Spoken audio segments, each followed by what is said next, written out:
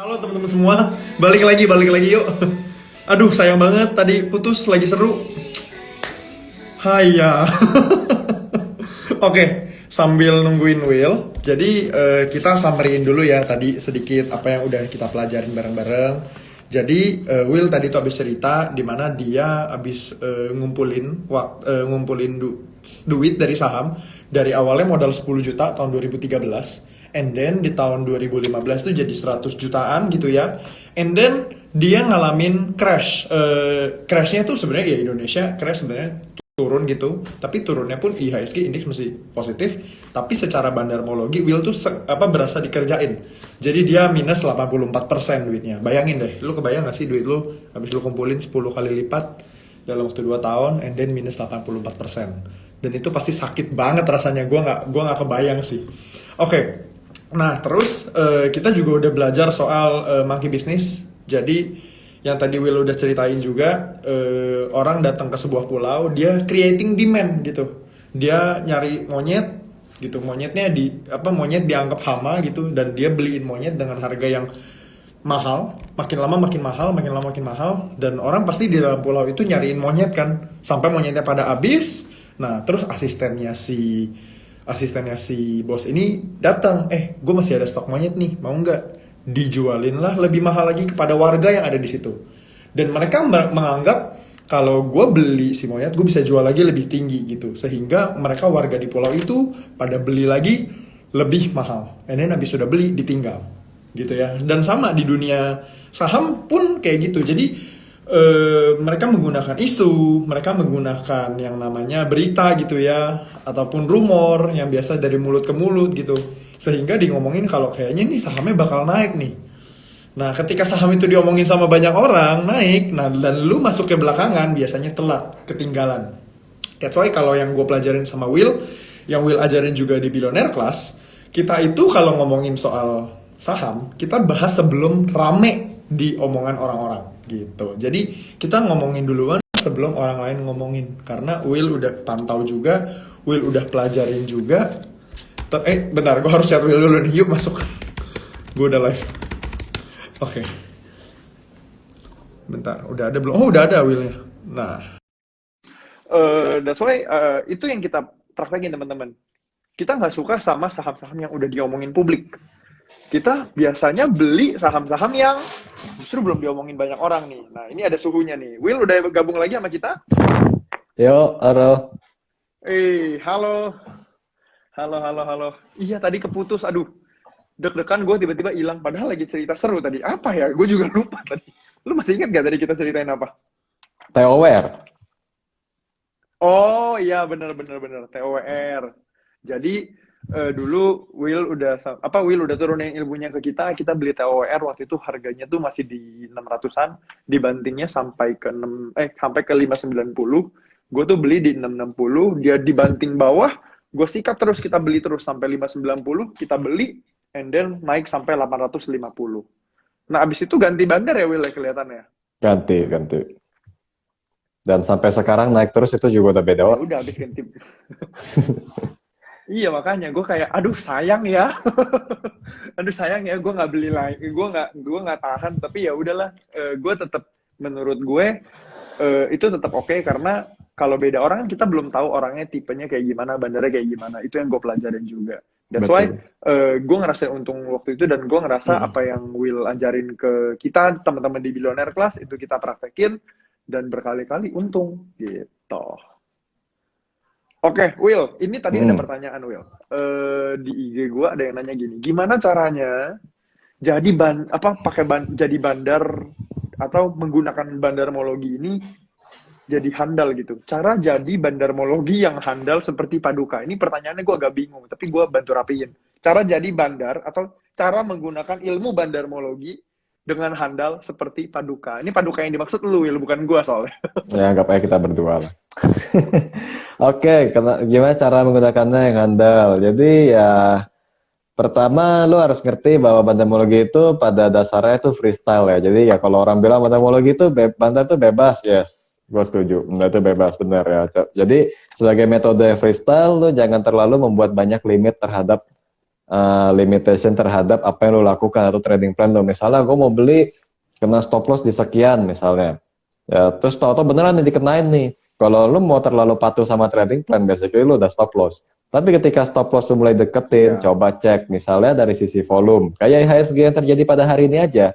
Saat orang-orang bilang karena efek the Fed bakalan turun dalam, basically gue masih percaya banget IHSG akan bertahan di atas 6.000 dan kejadian. Hari ini malah cakep banget candlestick-nya kan. Semua orang akan percaya ini rebound gitu kan. Nah kalau misalnya tadi pakai acuan misalnya IHSG tadi anggapnya saham, semua orang acuannya kalau di bawah 6.000 itu udah downtrend. Tadi kan sempat 5.996. Berapa yang cut loss gitu kan. Tapi kejadian tadi di IHSG itu ketika melihat dari sisi volume ternyata tidak menurun drastis, kita bisa melihat oh ternyata ini tidak mengalami penjualan yang besar. Kalau ibaratnya IHSG itu ibarat saham gitu ya, berarti tidak terjadi distribusi. Nah, kalau bisa membaca seperti ini, itu kita bisa menggunakan bandemologi dengan lebih baik dan bisa meningkatkan akurasi trading kita. Itu baru salah satu contoh kecilnya aja dengan melihat dari volume.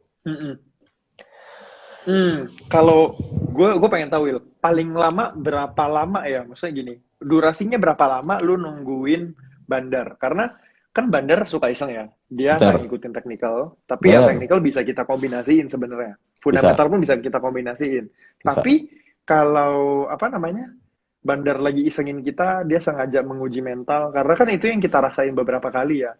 Nah, gue hokinya waktu itu ya cuma 2 bulan, 3 bulan. Lu paling lama berapa lama dan di saham apa?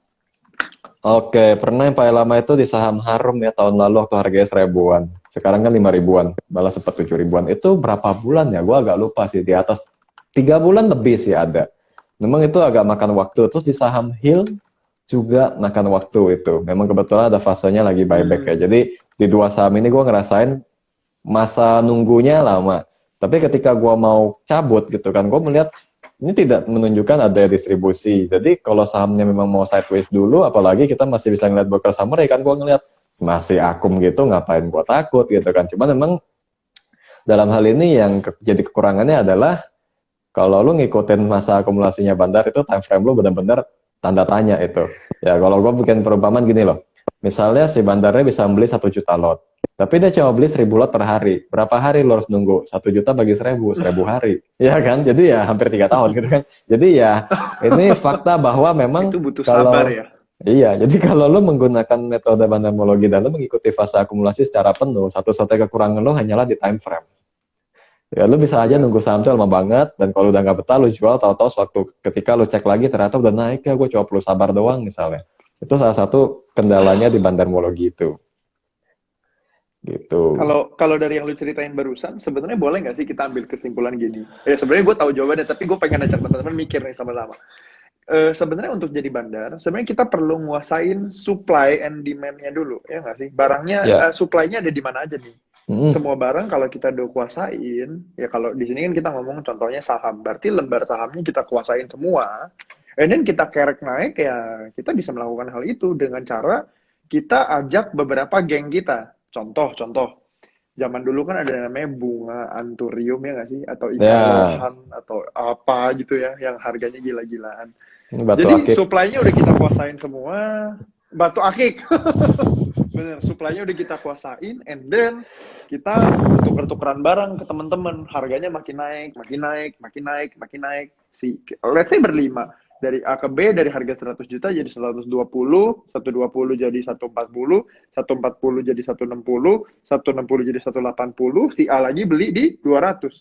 Terus dimunculin ke publik, pakai berita, pakai rumor, dan lain-lain. Sehingga orang-orang kayak, gila nih, ada batu akik, atau ada ikan lohan, atau ada apapun itu yang harganya 200 juta. Sehingga orang-orang mikir kayak, kalau gue beli, gue bisa jual lagi nih.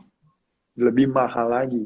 Nah, dan kenyataannya adalah ketika habis lu beli, nggak ada yang beli lagi dari lu. Gitu nggak sih? Iya. Bener. Nah, pertanyaannya, ini dari teman-teman nih. Pada nanya, Kowil, watchlist panin besok apa nih? Ya tunggu Watchlist aja dulu lah. besok. Enggak, itu dia nanya buat panin punya, ya tunggu besok aja. Belum bikin juga, belum ngecek. Biasa habis tutup market gua nyantai istirahatin mata, ngeliatin layar dari pagi ya kan. Kalau kalau mungkin watchlist buat teman-teman ada nggak yang bisa lu spill? Tapi nggak usah spill semuanya. Kalau di Billionaire Class kan lu spill semuanya nih. Nah di sini Iya. spill apa mungkin kode depannya atau kode belakangnya biar teman-teman coba cari sendiri, kerjain sendiri. Ya udah huruf depannya M, terus huruf ketiganya D, terus itu masih kayaknya udah langsung ketahuan sih, karena cuma satu saham. Terus yang huruf depannya A, huruf ketiganya R juga ada. Terus satu lagi deh, yang huruf pertamanya P, depan huruf keduanya T. Nah itu banyak itu. Huruf pertama tadi A, ketiga apa tadi? A terus R ketiganya. Gue tadi huruf pertama sama ketiga doang, Oh, A sama R. Terus P sama T itu huruf kedua, satu kan kedua. oh, oke. Ya kita Oke, nggak mau oke. kita nggak mau Silakan. sekalian pom pom gitu ya. Jadi ya gue kasih kode gitu aja. Gue nggak terlalu suka sih sebenarnya gerakin orang. Jadi ya kita main kode-kode gitu. Buat yang kesel nanti join Billionaire Plus aja gue kasih. Gue nggak pakai kode-kodean. Oke, oke, oke. Kalau mau jadi Billionaire Class tadi udah teman-teman udah ditulis tuh sama tim Richmond-nya Investor Rich. Teman-teman silahkan ini apa namanya join waiting list. Jadi emang belum kita buka, tapi waiting listnya udah mau ada berapa orang tadi gue lihat. Apa kita cuman buka waiting list ini berapa? Yang pasti nggak semuanya kita open gitu. Jadi setahu gue terakhir, bentar deh gue cek dulu biar gue nggak salah ngomong ya. Terakhir tuh 1.000 orang kalau nggak salah Investorage. Ya seribuan sih Nah, terakhir lihat. oke ya, 1.000-an ya. Nah ini denger-dengar tadi tim Jecimin tuh lagi bilang mau dibuka jadi sampai 2.000 gitu. Jadi teman-teman semua silahkan join waiting listnya. Tuh ada Investorage ya. Nanti tinggal kalian follow aja gitu. Silahkan mengantri di sana buat teman-teman yang mau ikutan ya. Nanti begitu udah dibuka, nah silahkan join biar lu bisa dapet banyak spill dari Will gitu. Oke. So, lanjut lagi. Ini pertanyaan dari teman-teman nih. Siap. Bentar. Gue bukanya gimana ya? Oh, ini dia. Cara pom-pom saham itu gimana, kok, Will? Dan berapa lama jangka waktunya tadi udah sempat dibahas, tapi cara pom-pomnya ini yang beneran terjadi di saham dan para bandar lakukan tuh gimana sih? Yang cara pom pom tuh gampang. Jadi kalau misalnya ada dua cara ya. Jadi kalau misalnya kita pakai yang kaki tangannya, ya maksud gua bandar tuh kan nggak, kalau udah bergerak pun masih ada kaki tangannya ikutan, kalau nggak nyebar-nyebar berita, bikin yang cerita-cerita yang bagus gitu kan ya. Intinya persepsi sama emosi investor retail tuh pasti dimainin. Kayak gua tuh udah beli saham yang tepat gitu kan, tinggal main nunggu aja. Atau Hmm. kalau gua nggak beli sekarang, kapan lagi gitu kan, padahal sahamnya udah naik juga. Nah itu cara-cara yang umum dilakukan, biasanya komunitas banyak. Nah kalau misalnya yang cara murni dari dalam perdagangan, biasanya frekuensinya dinaikin. Ya kalau cara paling gampang bagi frekuensi, lihat Hmm. aja di running trade, kalau sahamnya sama nongol mulu kan sadar nggak sadar jadi pengen tahu kan. Nah itu salah satu caranya yang dipakai untuk pom-pomnya yang secara nggak langsung biasanya di situ gitu. Hmm. Apa namanya kalau kalau gue boleh bilang, Hmm? ini nggak tahu ini pengamatan gue doang. Gue nggak Hmm? tahu ini bener atau salah. Tapi banyak gue lihat kayak gini di belakangan ini ya, khususnya 1 tahun belakangan lah, satu Hmm? setengah tahun belakangan ini, banyak banget orang-orang yang kayaknya bikin grup-grup gratis tujuannya buat pom-pom ya nggak sih? Ya kurang lebih begitulah. Gue sih nggak terlalu ngamatin ya, karena emang jujur nggak ada waktunya juga buat ngamatin. Tapi ya biasanya kalau yang sampai menjual gratis di awal ya mungkin ngarah-ngarahnya ke sana itu sangat mungkin. Jadi ya kalau misalnya buat temen-temen mau join, mau coba silakan. Tapi ya tetap harus ingat adanya risk atau resiko bahwa lo mungkin aja lagi dipom-pom doang sama mereka, dipanggil buat bantu naikin. Karena kalau emang saham itu bagus dan pasti naik, ngapain bagi-bagiin ke orang mulu, suruh-suruh orang ikutan beli. Iya enggak? Kan udah yakin pasti naik dengan Hmm. sendirinya. Gitu kan. Soalnya soalnya gue ngelihat banget jadi gini, ini prinsip gue yang sering gue ceritain juga di tempat-tempat lain kalau lagi ditanya soal hal ini. Kita itu nggak suka sama namanya free publication. Ya. Yang namanya free publication gini, lu dikasih tahu saham ini secara masif dan gratis tanpa lo usaha, lu dikasih tahu lu bisa beli ini loh. Dan yang terjadi adalah kegoreng dengan sendirinya, and then orang-orang yang udah pegang barang dari lama ya udah dia buang. Hmm. Contoh tahun 2017 ada satu properti yang digoreng habis-habisan di semua billboard di kota-kota besar itu dipasang di koran Zaman itu masih koran ya, koran Kompas gitu di tengah-tengah halamannya yang paling mahal dan berwarna. Di situ juga mereka ngiklan. Lu kalau datang ke mall, mereka bikin pameran megah banget dan gila banget. Harganya murah sekali itu propertinya. Apa tagline-nya? Aku ingin pindah ke titik-titik-titik. Oke. Nah, itu karena semasif itu katanya investasi bagus. Nah, itu ini kan free publication menurut gua. Biasanya investasi yang bagus itu adalah gak diomongin sama orang banyak secara gratis. Karena kita butuh butuh analisa dulu, kita butuh ngerjain dulu nih PR-nya kita. Nah, yang Setuju. terjadi adalah abis orang-orang pada beli, and then projectnya something happen with that gitu kan, nggak enak gitu ya. Mm-mm. That's called free publication. Jadi kalau lu mau ngikutin bandar, sebenarnya lu harus ngikutin cara kerjanya dia dulu dari awal. Kita bisa ngikut nih, supaya ketika free publication itu muncul, kita ikutan buang barang, ya nggak sih? Kita Oh ambil iya. untungnya, kita take profit juga. Mm-mm. Ya Bandar Blogger kan masih cuma untuk ngikutin kekuatan market maker doang selama mereka masih mau bikin trennya doang, gitu kan. Ketika mereka udahan ya Iya, kita juga harus udahan. Jangan habis dia udahan kita yang langsung ngarap sendiri. Oh ini bakal naik lagi, bakal naik lagi. Ya kalau memang kebetulan ada bandar baru yang masuk ya hoki. Tapi kalau nggak ada, masa main iman? Gitu kan nggak mungkin ya toh. iya. Ya sama juga sama kayak waktu Bitcoin tahun 2017 kan gitu juga. Mm-mm. Kan dimunculin kan di berita pada muncul gitu ya. Radio ngomongin, TV juga ngomongin, orang bisa kaya dari Bitcoin. Padahal udah ada orang yang beli dari bawah. Ketika retail orang-orang yang kagak ngerti ikutan beli, ya mereka buang barang. Dan akhirnya habis 2017, 2018-nya anjlok. Dan Iya, sebenarnya ini yang menurut gua kata orang-orang itu history repeat itself kan. Tahun mm-mm. 2020 kejadian juga kan. Jadi apa namanya menurut gue teman-teman perlu hati-hati sama yang namanya free publication. Mereka itu yang Setuju. namanya bandar, mereka menggunakan trik apapun supaya lu jadi ikutan. Nah, that's why ini prinsip yang kita nggak mau teman-teman di Billionaire Class lakukan. Jadi di Mm. dalam Billionaire Class itu kita benar-benar belajar, kita kasih tahu nih caranya gimana, cara lu ngeceknya gimana.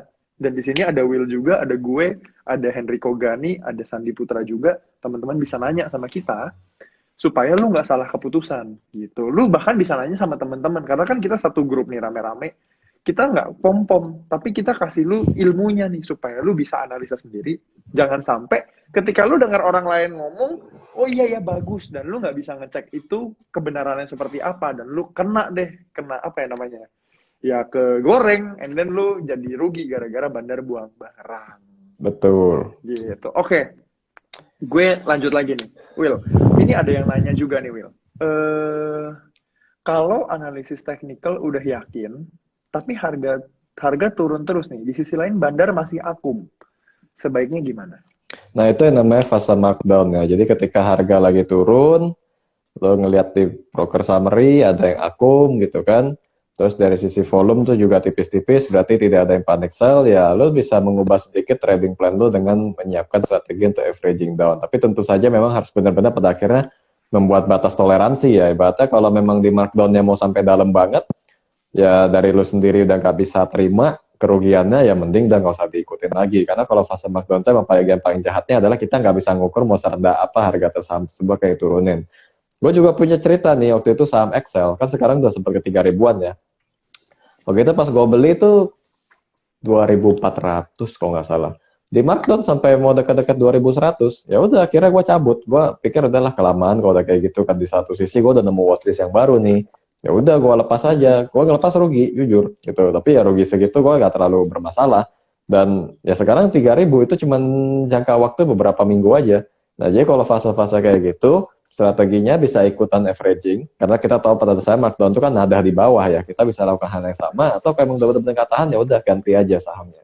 Memang kembali mengingatkan bahwa Bandar Mogi salah satu kerugiannya atau kekurangannya adalah time frame-nya. Kita mau ngikutin masa akumulasi itu susah banget kadang-kadang. Bagi sebagian orang kalau akumulasinya kelamaan, udah ragu gitu kan, udah ragu bahkan Hmm. mungkin begitu market tutup aja udah mikirin besok nih saham bakal gimana dan lain-lainnya. Itu sangat umum terjadi ya. Jadi itu salah satu dampak dari mengikuti bandarmologi, kadang-kadang yang bikin jadi masalah adalah dibikin jadi nggak yakin lagi gitu. Tapi kalau kondisinya seperti yang tanyakan tadi, gue bisa jawab dengan mudah, ikutin aja averaging aja. Asal lo yakin bener akumulasi ya, asal bener dia bilang dia saham itu diakumulasi dan dia bener tahu itu diakumulasi, ikut aja. Hmm, oke oke. Ini apa batas toleransinya masing-masing tiap orang beda ya? Ya nggak sih? Beda. Tergantung lu sabar-sabaran aja berarti. Toleransinya itu bisa dari time frame. Apakah lo betah nunggu lama? Ya kayak waktu itu kan gue ajak si Rico tuh beli saham roda, gocap kan sekarang berapa? Itu nunggunya lama loh, jujur. Terus Satu saham yang, tahun men. nah terus ada juga saham ini MLIA. Gue dulu ingat 7 Maret gue bawa seminar di Medan, gue bilang itu saham yang diakumulasi. Waktu itu harganya masih 500-400an, sekarang sempat 1.400. Itu juga 1 tahun. Dari sisi time frame siap gak? Itu menentukan batas toleransi. Kedua, baru dari persentase floating loss-nya gitu. Jadi dalam bandamologi ini ada 2 batas toleransi yang harus dipikirkan. 1 time frame, 2 persentasenya dari floating loss tersebut. Mau tahan nggak? Kalau emang udah nggak mau ya udah nggak usah gitu. Jangan nanti udah lu lepas nyesel. Iya, itu emang salah satu kelanjutannya biasanya di situ. Nyesel. Karena Tapi kadang-kadang gokil orang kan sih. Iya. berpikirnya bahwa ya kalau emang bagus gue beli harusnya cepat naik. Masalahnya kalau dari market maker tidak mau langsung naikin, lo akan berpikir lo jadi salah, bener nggak? Kan kadang-kadang itu balik ke mindset Iya. orangnya sendiri. Padahal udah tahu nih akum, tapi Itu gara-gara nggak langsung naik kayaknya gue salah beli saham, udah buang aja, habis buang naik. itu Kan disuruh sering. sabarnya sabar banget. 1 tahun men. Lu sabar nggak tuh 1 tahun? Tanggal 7 Maret tuh kita lagi di itu, Will. Lu Yang kita, ngajar di Medan, beda tempat. Mm-mm. Gue ngajar di Medan juga, beda tempat. Malamnya kita makan bareng itu kan. Iya, makanya ke hotelnya bareng juga gitu kan. Oke, oke. Ini pertanyaan lagi nih dari teman-teman semua. Jadi gimana caranya belajar baca fake bid dan fake offer? Gimana supaya nggak kena tipu nih kira-kira? Oke, fake bid dan fake offer memiliki ciri khas yang sama. Jadi kalau kita mau tahu fake bid, pertama ya usahain di aplikasi atau namanya ini ya beda-beda sih. Ada yang order book, ada yang complete book ya. Gua sebut aja complete book ya karena sesuai di aplikasi gua. Ketika di complete book kita lihat ada yang dari barisannya ini dirapiin banget, lotnya hampir sama semua, itu udah harus sadar itu ada yang fake di sana. Jadi adanya kesenjangan antara jumlah frekuensi atau barisan dengan lotnya itu udah menunjukkan adanya kemungkinan itu orderan palsu. Cuman supaya kelihatan ada isi Hmm, aja, nanti tiba-tiba hilang, padahal nggak ada kejadian. Dan nyambut gituan tuh gampang, nyambut order apa tuh gampang kita banget. bahasanya tuh biasa ngeganjel ya, sengaja ngeganjel ya. Iya, Itu gimana? ngeganjel. Jadi kayak fake bid gitu disengaja dibikin jadi ada banyak gitu bidnya seolah-olah kayak wah ini nggak ada kesempatan kalau gua nunggu di bid udah nggak bakal dapat lagi. Orang yang ngantri tebal-tebal gitu pilihannya Hmm, langsung hantam kanan gitu kan langsung HK beli. Habis HK bidnya hilang mau jual pun nggak bisa. Biasanya kayak gitu kejadiannya. Nah, itu fake bid. Kelihatan nanti di bidnya tuh hampir sama semua angkanya. oke. Itu abis lu kena jebak tuh rasanya kayak oh kurang ajar nih gue mau lepas juga bingung gimana. Iya.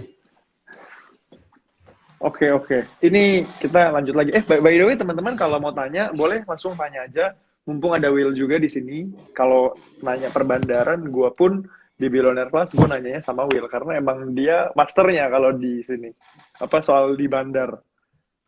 Oke, sambil nungguin teman-teman, kalau ada pertanyaan. Ini ada pertanyaan berikutnya ya, Will. Hmm. Eh, Gimana caranya mengetahui yang entry ini bandar atau retail atau broker A itu mereka adalah penggerak saham? Kalau dari cara entry-nya kita nggak akan tahu. Tapi kalau udah kejadian, Hmm. biasanya akan lebih ketahuan. Dari cara entry paling dapatnya cuma fake atau enggak gitu. Mereka nggak akan di masa akumulasi biasanya tidak akan mungkin mereka membiarkan retail untuk tahu. Nggak akan dibikin mencolok. Jadi Hmm. kalau saat entry-nya kita nggak bisa tahu.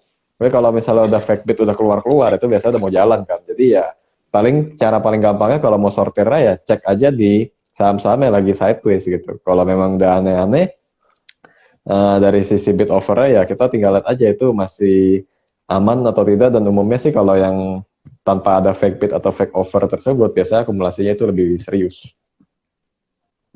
Oke, ini boleh nih dicatat sama teman-teman yang baru baru mulai mau belajar tentang bandarmologi ya.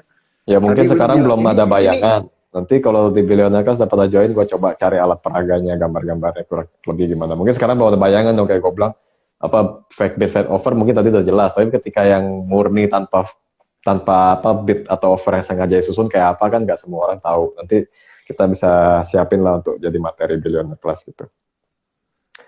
tapi kalau ini Will, kalau yang lu bilang barusan itu kan sideways ya. Itu Mm-mm. selalu jadi penanda nggak sih kalau itu ada yang akum atau gimana? Biasanya begitu. Jadi pada saat sideways naik nggak bisa, tapi turun juga segan gitu kan. Itu biasanya memang karena ada yang Iya. jagain. Memang umumnya saat sideways itu ada akumulasinya. Tapi memang nggak semua sideways pasti akum ya. Mesti dicek kembali. Mm-mm. Probability terjadinya Oke. akumulasi terbesar memang saat sideways. Oke. Sideways itu jadi salah satu pertanda yang lu boleh ngecek gitu kira-kira. Yes. Nah, ini ada pertanyaan nih dari teman-teman langsung ya. Ini di komen mereka pada nanya. eh Tunggu. Roda masih akum atau sudah distribusi kok? Roda ya. Kalau Oh ini terakhir William ya. Suteja dari Medan. Hai Will. Ya, untuk Will saham juga namanya. roda masih ada akumulasi, cuma memang sudah jauh lebih sedikit ya dibanding waktu harganya masih 50-an. Jadi, ya kalau mau ikut silakan, tapi saran gue mendingan buat jangka pendek aja deh. Takutnya, ya kalau gimana juga, gue pribadi tahu kan nih saham roda kan di akumnya di harga gocap gitu loh. Kalau beli sekarang, tiba-tiba yang aku mau buang kan Iya. kasihan kan. Kalau memang tren masih naik, mau ikut-ikutan untuk swing atau scalping ya sah-sah aja silakan. Tapi better bisa diberikan kesadaran bahwa akumulasinya itu udah jauh di bawah, jadi agak lebih hati-hati gitu. Gila ya. Gue lagi buka nih saham roda. Dari 50-an kalian kolek. Pas waktu itu kita lagi mau naik pesawat tuh ngobrolin saham roda. And then terakhir apa? Begitu naik dari 50-an, tuing naik sampai mau 100. Gila banget. Gua rasa Dan obrolannya sekarang gua rasa obrolannya gini ya. kenapa? Gila gua diajakin saham gocap sama si William gitu ya. Enggak. Riko cerita. Ini kita lagi, ini nih Will lagi cerita nih ada saham yang lagi di aku. Tapi ya dari harganya sih lu mesti sabar kan. Dia bilang gitu. Oh oke. Gua deg-degan sih gue bilang. Gue takutnya malah pas udah naik gue nggak lihat. Udah turun gue baru mau jual. Oke ini lanjut lagi. Pertanyaan berikutnya. Pakai indikator money flow index. Ini efektif nggak buat bandarmologi? Sorry. Efektif untuk bandarmologi? Ini gimana sih pertanyaannya? Pakai indikator money flow index gua tahu, cuman gua jarang pakai si indikator satu ini, jadi belum pernah di backtest, belum bisa dapat kesimpulan ya pakai efektif atau enggak. Memang gue pernah bilang juga ke orang-orang gue itu mau sekarang menggunakannya metode ke money flow karena lebih gampang daripada gue ngikutin kode broker. Walaupun di satu sisi ya agak lebih berat sih untuk ngerti ke tahap seperti itu, tapi ini bukan money flow yang menggunakan indikator dari sistem beda. Jadi gue nggak tahu sih indikator yang dimaksud itu apakah efektif atau enggak. Oke. Nih, kita babat pertanyaan ini, habis itu kita udah kelar karena udah jam 8 ya. Tapi ini kita kelarin dulu nih pertanyaan-pertanyaannya. Nggak apa-apa kan Will, lewat dari jam 8 masih aman? Nggak apa-apa, aman. Oke. Kalau kurang bikin live lagi lain kali nggak apa-apa. Oh iyalah, ini masih kurang pasti. Soalnya pertanyaannya masih banyak. Gua belum bahas soal buku. Nanti kita datengin Riko yang nanya ke lu, kan sama-sama master nih. Jadi, wah makin dalam nanti pertanyaannya. Oke. Ini kode tadi, WMUU gimana kok analisanya? WMUU ya boleh diperhatikan ya. Seingat gue sih, gue memang belum cek persisnya. Tapi minggu lalu gue menemukan saham ini ada sedikit akumulasi lah, cuman dalam skala kecil. Tapi boleh jadi watchlist lah untuk WMUU. Oke kok. Oke. Terus, ini tadi beberapa udah kejawab. Nah, ini ada lagi bank digital lagi distribusi ya kok? Kemarin ada yang si Bang Arto sempat ada, makanya kan sempat ngedrop kan, memang ada distribusi. Memang beberapa ada yang udah mulai terdistribusi sih, jadi ya agak hati-hati lah. Namanya juga udah harga tuh tinggi gitu. Yang perlu diingat lah, namanya saham tuh nggak ada yang selamanya naik, nggak ada yang selamanya turun. Buktinya UNFR aja turun, HMSP sekarang di bawah 1.000 gitu kan. Jadi ya Iya. agak hati-hati Gila aja. ya. Tren itu pasti satu hari akan berakhir, dan kalau udah mulai melihat ada distribusi, sewaktu-waktu udah mesti hati-hati. Gue sedikit tambahan aja nih, waktu 27 Juli gue udah menemukan saham DMMX itu sudah terdistribusi. Nah baru mulai kan turun di bawah 3.000 tadi kan. ya itu Hmm. sudah kebaca gitu. Jadi kadang-kadang dikasih partinya udah mau selesai ya itu kelihatan ada distribusi. Walaupun sekali-sekali mungkin kelihatan oh distribusi masih naik ya itu penghabisan barang terakhir gitu lagi dibersih-bersihin aja. Jadi ya lebih hati-hati aja. Mau ikut silakan kalau enggak ya jangan. Daripada nyoba-nyoba Oke, merugi ya kan. oke, oke. Nah, ini ada pertanyaan. Ini ada satu pertanyaan terakhir, tapi sebelumnya ada dari member yang nanya nih. Ternyata Apa nih? ada teman-teman member yang ikut. Ini dari Matt Snov nanya, Koken Billionaire Class offline kapan lagi diadain? Nah, itu ditunggu tanggal mainnya. Pasti kita usahain bakal bisa ada karena kan kemarin COVID lagi high dan kita lumayan serem-serem juga gitu. Jadi kita lagi siapin yang online kita bagusin. That's why kita lagi mau launching nih Billionaire Class dengan konsep yang baru. Teman-teman semua yang mau ikut silahkan join waiting listnya dengan follow Investorage. Nah, terus ini pertanyaan yang terakhir nih Will, buat lu nih Will. Hmm. Cara screening saham yang ada bandarnya gimana sih? Kalau gimana ya? Kalau secara manual ukur aja dari value-nya atau dari enggak. Kalau value jangan. Value itu kan selalu campuran dari retail sama bandar tuh bisa bikin value jadi meledak. Cari dari volumenya aja dulu, volume yang tinggi dan seperti yang gue bilang tadi saat ada konsolidasi itu yang probability paling tingginya saham lagi diakumulasi. Atau cara paling gampang lu caranya saham yang lagi buyback tuh udah pasti diakumulasi kan sama emiten ya kan. Udah pasti itu kan. Benar. Nah, kalau misalnya mau yang Hmm, non aksi korporasi kayak gitu, cari dari volume aja. Cari dari volume, terus cek dari chartnya. Lagi sideways gak? Nah, buka lah tuh broker summary sepanjang masa sideways. Ketahuan biasanya ada akum atau tidaknya. Gitu. oke. Thank you Will. Ini jawaban. Jadi gini, yang gua boleh resume apa ya bilangnya? Rekap ya dari tadi yang kita obrolin sebenarnya. Kalau ngomongin soal bandarmologi teman-teman semua, ini correct me if I'm wrong ya Will ya. Gua rekap dari Ya, tadi yang lu ceritain nih soalnya. Jadi kalau kita ngomongin soal bandarmologi, yang namanya bandar itu kan dia menguasai supply. Kalau lu ya, dulu, kalau lu tahu ceritanya Pablo Escobar itu menguasai supply kokain ya. gitu. Jadi dia bisa ngontrol harganya, dia bisa atur ini dan itunya. Nah, sebenarnya di kondisi saham, di dunia saham gitu ya, yang namanya bandar dia nguasain supply, dia nguasain barangnya nih. Barangnya dia kuasain semua. Habis itu dia goreng harganya naik, dia minta tolong banyak pihak-pihak lain, dia pakai trik segala macam cara supaya orang-orang tertarik sama sahamnya dia dan orang-orang di luar sana beli. Betul. Gitu. Nah, ini yang perlu kita hati-hati. Lu belinya belakangan atau lu belinya pas ikutan bandar lagi ngumpulin. Nah, ketika bandar lagi ngumpulin itu kan sebenarnya harga bisa jadi dibanting ke bawah supaya orang-orang buang barang. Nah, lu siap Betul. nggak? Lu tahan Betul. nggak gitu loh. Iya. Kalau lu nggak tahan susah juga. Mm-mm. Kenapa Will? Kenapa tadi?